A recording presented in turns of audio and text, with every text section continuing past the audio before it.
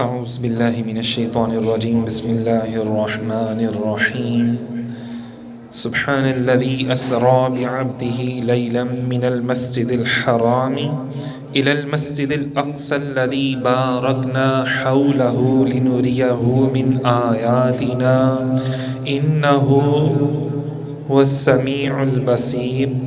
إنه هو السميع البصير صدق الله العظيم إن الله وملائكته يصلون على النبي يا أيها الذين آمنوا صلوا عليه وسلموا تسليما محبت سے پڑھیے گا الصلاۃ والسلام علیک یا سیدی یا رسول اللہ یا حبیب اللہ الصلاۃ والسلام علیک یا رحمۃ للعالمین وعلى آلك وأصحابك يا خاتم النبيين يا شفيع المذنبين يا راحة العاشقين۔ ابن یعقوب کو اللہ نے صورت بخشی، ابن یعقوب کو اللہ نے صورت بخشی، ید بیضا کی کلیم اللہ کو نعمت بخشی، ہر کسی کو کوئی عزت کوئی دولت بخشی، ہر کسی کو کوئی عزت کوئی دولت بخشی، پر میرے سرکار کو بے پردہ زیارت بخشی، پر میرے سرکار کو بے پردہ زیارت بخشی۔ کہا نا ثم دنا فتدلی قاب قوسین او ادنا، محبوب قاب قوسین جو ہوتا ہے نا اس سے بھی کم فاصلے میں اللہ نے اپنے محبوب کو دیدار عطا فرمایا اور فرمایا جو آپ نے دیکھا وہ حق دیکھا، سچ دیکھا، جو آپ نے دیکھا۔ اور آنکھ نے جو دیکھا نا، فرمایا جو آنکھ نے، آپ کی آنکھ مبارک نے جو دیکھا، کچھ لوگ کہتے ہیں ترجمہ کرتے ہیں سر کی آنکھ نے جو دیکھا تو وہ دل نے اس کی تصدیق کی کہ جو تو نے دیکھا وہ سچ دیکھا، کیونکہ دل کتنی مرتبہ پہلی دیدار کر چکا تھا۔ تو اس لیے اللہ نے خود کہا، کتنی بڑی بات ہے نا۔ بعض کا ایسے ہوتا ہے نا، میں دیکھنے والا ہوں تو میں نے جو منظر دیکھے ہیں تو میں منظر کی تعریف کروں گا، یہاں منظر خود دیکھنے والے کی تعریف کر رہا ہے۔ کتنی بڑی بات ہے، یہاں خود رب جو ہے، رب اس ٹائم منظر تھا نا، مصطفیٰ نے دیکھا، حضور نے، بندے نے اپنے خدا کو دیکھا، میرے آقا نے اللہ کو دیکھا۔ تو اللہ کیا بتانا چاہیے تھا نا اللہ کے متعلق، لیکن یہاں پہ اللہ خود بتا رہا ہے کہ میرے محبوب نے مجھے دیکھا تو حق دیکھا، سچ دیکھا، اور ان کے دل نے اس کی تصدیق کی۔ تو کتنی مرتبہ سرکار نے زیارت فرمائی۔ حضور علیہ الصلوۃ والسلام کے غلام ابو الحسن رفاعی رحمۃ اللہ علیہ، اللہ نے بڑی روحانیت سے نوازا۔ تو ایک دن جسم اقدس یہاں پر ہے، زمین پر ہے، تو اپنی روح کو پرواز کروانا شروع کی، کرتے گئے، پہلے آسمان، دوسرے آسمان، پھر کتنے حجابات آئے، اوپر چلے گئے، 1,00,000 حجابات سے اوپر چلے گئے نا۔ اس کو بڑے بڑے علماء تفسیر نے اس کو لکھا ہے اپنی کتابوں میں، کہتے جب چلے گئے تو آواز آئی کہ بھئی کدھر جانا چاہ رہے ہو تم؟ عرض کیا مولا جہاں میرے مصطفیٰ کے قدم لگے ہیں اس عرش کو دیکھنا چاہتا ہوں۔ تو میں اگر تم اسی رفتار سے کروڑہا برس بھی اوپر چلتے جاؤ تو تم وہاں نہیں پہنچ سکتے۔ ہم دیکھیں کہ حضور کا ایک غلام، ایک امتی، حضور کے صدقے سے اتنا اللہ نواز دیتا ہے کہ وہ اپنی روح کو پرواز کرواتا ہے کہ سرکار کی پرواز کا عالم کیا ہوگا، اندازہ کریں۔ تو معراج کیا ہے؟ بلندی ہے۔ معراج کیا ہے؟ بلندی ہے، کسی چیز کا عروج ہے کہ یار یہ بندہ جو ہے نا، ہم کہتے ہیں کہ آج یہ اپنی کیا اسے کہتے ہیں عروج پر ہے، یہ آج جیسے ڈاکٹر ہے یا یہ بندہ فلاں سیاست میں ہے تو یہ اپنے عروج پر ہے اس ٹائم۔ ہر بندے کہتے ہیں نا ہم لوگ یہ عروج ہوتا ہے ہر بندے کا، اور اس کا زوال بھی ہوتا ہے۔ تو یہاں پہ زوال ہے ہی نہیں ہے، یہاں پر عروج ہی عروج ہے کہ جہاں پہ میرے آقا صلی اللہ علیہ وسلم معراج پر تشریف لے کر آئے۔ ہر نبی پر یہ مقام آیا کہ ہر نبی کو اللہ نے معراج کی نعمت عطا فرمائی. کسی کو کوہ طور پر بلا کے معراج کروائی، کسی کو اندازہ کریں سلیمان علیہ السلام کو معراج کروائی، ابراہیم علیہ السلام کو اللہ نے معراج عطا فرمائی. ہر ایک کی معراج علیحدہ علیحدہ تھی، لیکن جب محبوب کی بات آتی ہے تو سر لامکان سے طلب ہوئی، سر لامکان سے طلب ہوئی. یہ ہر ایک کو طلب نہیں ہوتی ہے، ہر ایک کو بلایا نہیں جاتا، اور بلایا اور اپنی سجی ہوئی کائنات کو دوبارہ سے سجایا، سجی ہوئی کائنات کو دوبارہ سے سجایا. اللہ رب العزت نے ستاروں کو روشن فرمایا، سیاروں کو روشن فرمایا، کہکشاؤں کو روشن فرمایا. جتنے دروازے تھے وہ اللہ نے آسمان تک جانے کے سارے پورٹل جسے کہتے ہیں نا دروازے، وہ اللہ نے اپنے محبوب کے لیے کھول دیے. وہ جو سورج کی روشنی کتنی منٹوں کے بعد جا کے زمین پر پہنچتی ہے، اندازہ کریں کوئی سائنسدان کہتے ہیں کوئی 8 منٹ کہتا ہے، کوئی کتنا. تو نبی پاک صلی اللہ علیہ وسلم کی رفتار کا اندازہ لگائیں کہ جب آپ تشریف لیں گے واپس بھی آ گئے تو ویسے ہی پانی بھی ویسا ہی تھا، اندازہ کریں بستر بھی ویسا ہی گرم ہے، تو 1 منٹ کے بعد تو ویسے ہی ٹھنڈ میں ٹھنڈا ہو جاتا ہے. تو یہاں پہ تو معاملات ہی کچھ ہو رہے ہیں. اور یہ میرے آقا کی سیر کا عالم ہے. سیر بندہ کرتا ہے رک کے ٹھہر کے کرتا ہے، ہر چیز کو دیکھتا ہوا جاتا ہے. کہیں رستے میں پہاڑ آ جائیں، ویوز بڑے بڑے پیارے لگ رہے ہوتے ہیں نا، پھول آ گئے ہیں، ان پھولوں کے رنگوں کو خوشبوؤں کو سونگھتا ہوا جاتا ہے. تو یہ سیر ہے نبی پاک صلی اللہ علیہ وسلم کی کہ ایک لمحے میں سدرۃ المنتہا سے بھی ہو کر آ گئے. مطلب اگر یہاں سے سفر دیکھا جائے نا تو مکہ سے بیت المقدس چلے گئے، فلسطین چلے گئے، فلسطین سے دیکھیں پھر آسمانوں کا سفر، پھر جنت اور دوزخ کا سفر، پھر دیکھیں کتنی جنت ماشاءاللہ سے بہت زیادہ ہیں ان کا سفر، پھر 7 آسمانوں کا سفر، پھر ان میں فرشتوں سے ملنا، انبیاء سے ملاقاتیں کرنا، اور پھر سب سے اوپر جہاں پہ جبرائیل بھی نیچے رہ جاتے ہیں وہاں پر بھی سرکار تشریف لے کے جاتے ہیں، اور پھر وہاں پر اپنے رب سے گفتگو کرنا، اپنے رب کے تحائف جو ہیں وہ وصول کرنا. یہ کتنی بڑی بات ہے. اور پھر رب کی بارگاہ میں تحفہ پیش کرنا، اور پھر واپس آنا.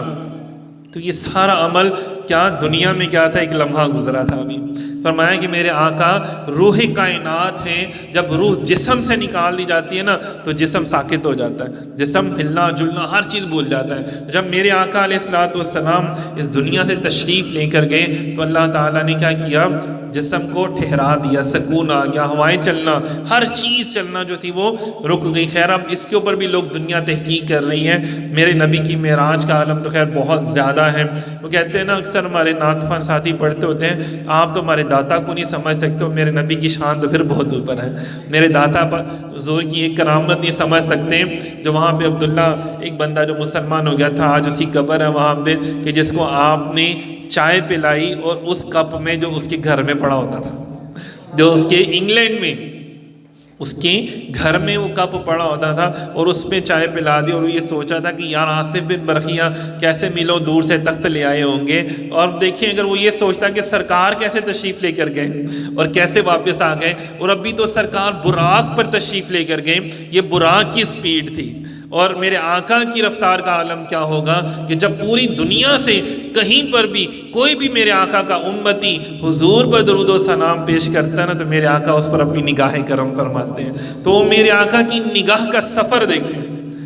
سفر تو وہ ہوتا ہے نا کہ جو بندہ ایک منزل سے چلتا ہے دوسری منزل پہ جاتا ہے اور فوراً اس کو جلدی ہوتی ہے. تو سفر سیر کا عالم دیکھیں کہ وہ ایک لمحے میں ہو رہی ہے، تو سفر کتنے لمحے میں ہوگا، لمحے کے بھی 1000ویں کروڑویں سیکنڈ میں نگاہ کرم میرے آقا اپنے غلاموں پر. اور پھر ایک نہیں،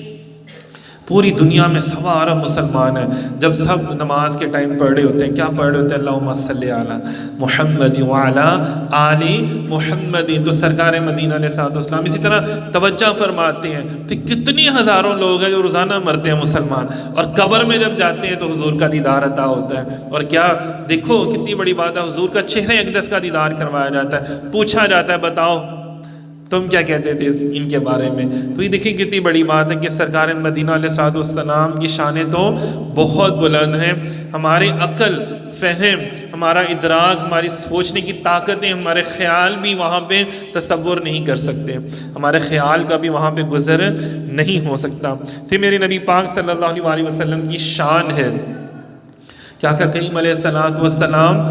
آپ دیکھیں کہ ایک اور بڑی بڑی اس میں نقطے ہیں، بے شمار نقطے ہیں، تو تھوڑی سی تربیت کے حوالے سے بھی بات کریں گے کہ جب نبی پاک صلی اللہ علیہ وسلم کو معراج پہ تشریف لے کر کے، تو وہ مکہ کے دن تھے نا، مکہ میں تھے نبی پاک صلی اللہ علیہ وسلم، اور مکہ میں کیا تھا، ظلم و ستم کے پہاڑ توڑے جا رہے تھے، بڑے بڑے معاملات ہو رہے تھے وہاں پہ۔ سیدنا حضرت ابو طالب رضی اللہ تعالیٰ عنہ کو وصال ہوا، حضرت اماں خدیجہ الکبریٰ رضی اللہ تعالیٰ عنہ، یہ وہ ہستیاں ہیں کہ جنہوں نے نبی پاک صلی اللہ علیہ وسلم کو بہت زیادہ ساتھ دیا، دین اسلام کو پھیلانے میں، سارے معاملات کرنے میں بہت زیادہ۔ جب ان کا وصال مبارک ہوا تو اس کو حضور علیہ السلام نے عام الحزن، غم کا سال اس کو قرار دیا۔ اب جب بندہ پریشان ہوتا ہے، غم زدہ ہوتا ہے، تو ہوتا ہے نا کہ یار کوئی تو ہو جو سینے سے لگائے،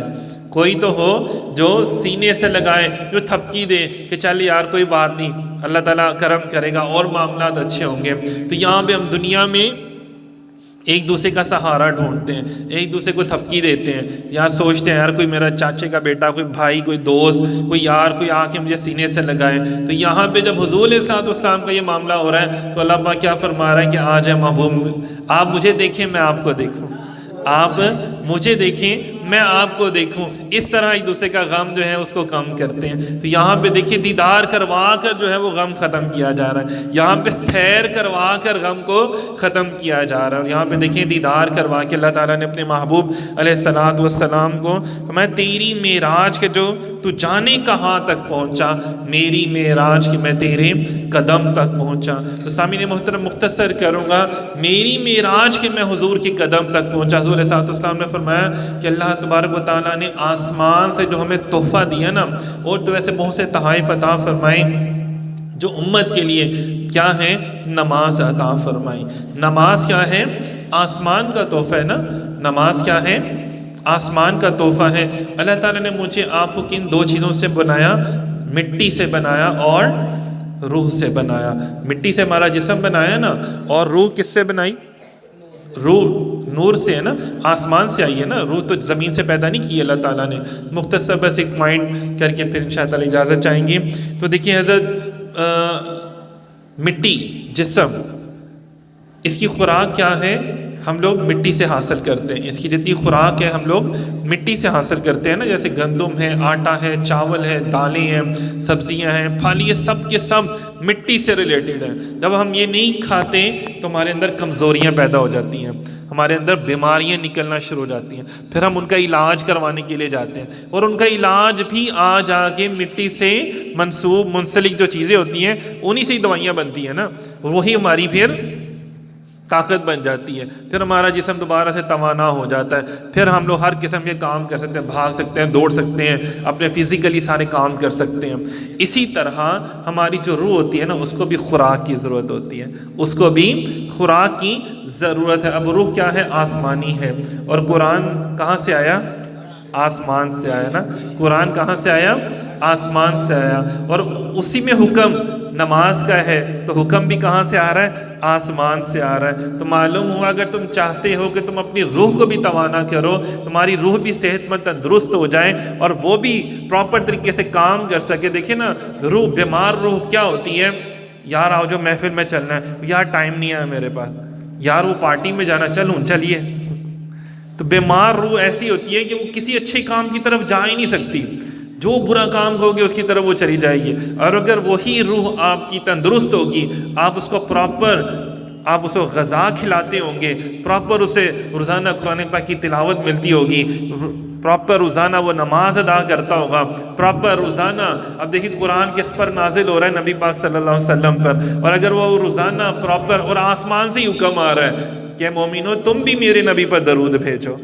اللہ اور اس کے فرشتے تو بھیجتے ہیں نا، جو آسمانوں پر رہتے ہیں، آسمان کے لوگوں کی یہ غذا ہے، آسمان کے لوگ یہ پڑھتے ہیں، ان کا یہ وظیفہ ہے۔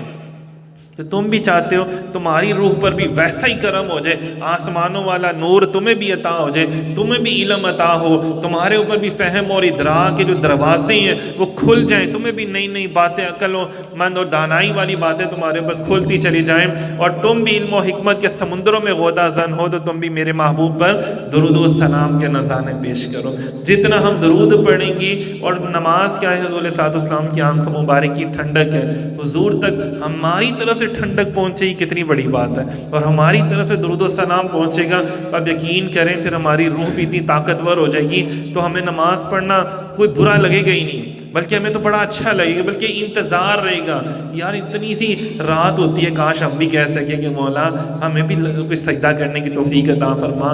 سیدہ کائنات نے فرمایا نا کہ مولا رات اتنی سی ہے، میں ایک سجدہ کرتی ہوں پوری رات ہی گزر جاتی ہے، تو اسے سجدے کی تو نوبت ہی نہیں آ پاتی، تو کاش ہم بھی ایسے کہہ سکیں یار نہیں میں بور نہیں ہوا محفل میں، نہیں یار میں بور نہیں ہوتا، محفل حضور کی ہو تو میں کیسے بور ہو سکتا ہوں، یہ تو میرے آقا کا ذکر ہے، ساری رات بھی سناتے رہو تو میں یہاں پہ۔ اسی طرح ہم لوگ نماز بھی ایسے پڑھیں کہ اس میں بور نہ ہو، اس میں محبت ہو، گفتگو ہو، کبھی اس کو پڑھیے گا تو یہ اتحیات کیا ہے، یہ اللہ اور اس کے محبوب کی گفتگو ہے، بڑی پیاری یہ گفتگو، جب آپ نماز کو سمجھ کے پڑھیں گے نا تو پتہ چلے گا مولا علی کا فرمان آپ کے سامنے کھل کر آ جائے گا کہ جب میں اپنے رب سے بات کرنا چاہتا ہوں تو نماز پڑھتا ہوں۔ دیکھیے اللہ تعالیٰ نے ہمیں اپنے سے مانگنے کے طریقے بھی بتا دیے ہیں، ان الفاظ کے ساتھ مانگو، یہ مجھے بڑے پسند ہے، اور پھر فرمایا کیا جب میں چاہتا ہوں کہ میرا رب مجھے جواب عطا فرمائے، مجھ سے بات کرے تو میں قرآن کی تلاوت شروع کر دیتا ہوں، قرآن پڑھنا شروع کر دیتا ہوں۔ تو دعا ہے کہ اللہ تعالیٰ مجھے آپ کو ہم سب کو اپنی روحانی غذا جو ہے نا یہ بھی لینے کی توفیق عطا فرمائے، یہ جو معراج کے ذریعے جو آسمان سے جو ہمیں قرآن کے ذریعے اللہ تعالیٰ نے عطا فرمائی ہے، تاکہ جب ہمارے جسم اور روح دونوں کو پراپر غذا ملے گی تو تب بھی ہم ایک اچھے مسلمان اور ایک اچھے حضور علیہ الصلوۃ والسلام کے غلام بن پائیں گے، اور پھر ہی ہم سے دنیا والوں کو فائدہ ہوگا، اور پھر ہی ہم یہ وہ صحابہ کرام تھے نا جنہوں نے اپنی زندگیوں کو اس انداز پہ بنا لیا تھا، ان کی روحیں اتنی منور ہو گئی تھیں جو ان کو دیکھتا تھا وہ کلمہ پڑھ لیتا تھا۔